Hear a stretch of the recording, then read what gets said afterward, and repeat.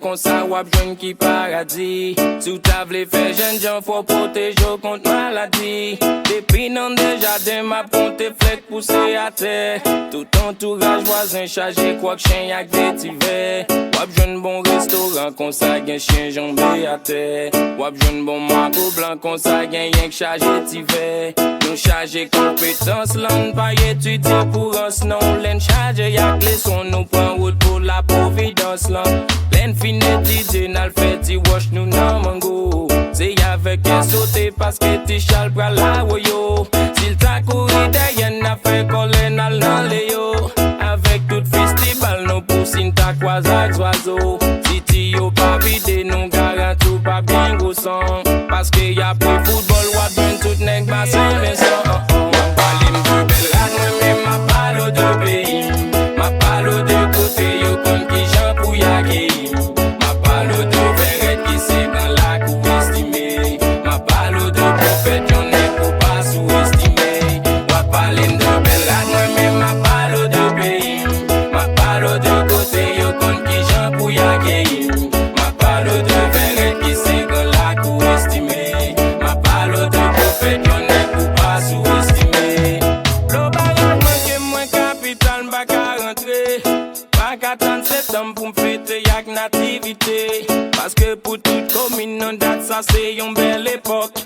Nan men chak ti moun wap jwen yon ti krem ka enok. Dan se yon bon rara kote maye tap teke la me. Sou bezwen bon tabak pa ezite cheke la me. Lem sonje mouman sa yo gen yon nostalji ki pram. Mwen sonje marinade madame atou madan la pomme. Beret chaje rivye nan yo tout na pran goso. Lem bezwen pran plezi mwen desan nan bas ni moso. Le l'école pral ouver tout moun achete toal kay roube. Pou m'danse bon ke mes ami pa m'refero kay fwe. M'pa katan anko pou mwen kolabo akolad. Pou m'kwaze yak fami myo kouzem pou m'bay akolad. Pou m'desen kay kosi pou m'goute yon ti yak asan. Map tou pase kay kam pou m'ponti pou m'ket an pasan. Wap pale mde bel rad mwen men ma palo de peyi. Ma palo de kote yo kon ki jan pou yake. Ma palo de veret ki se kan la kou estime. Ma palo de profet yon ne pou pa sou-estime. Wap pale mde bel rad mwen men ma palo de peyi. Ma palo de kote yo kon ki jan pou yake.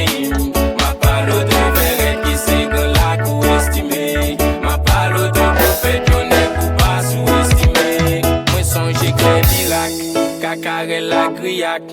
Se bel mouman le gen kodone pou map gati mak. Man vi we pepere tak boule de feu ki opose. A SV Dynamite sou bak Michelin se propose. Sonje cité Boston, zo Primac SPS. Sonje Basino zo se kote ki pa gen fekes. Mwen yon reyal lan klak avek revyo pou mgen akse. Profet peso yon trak mesi men petiti mase. Mwen anve wè ma wil la yon teks li kap detaye. Goten avek love li bito woni kap deklame. Si sa se yon diplicity loli tap detaye.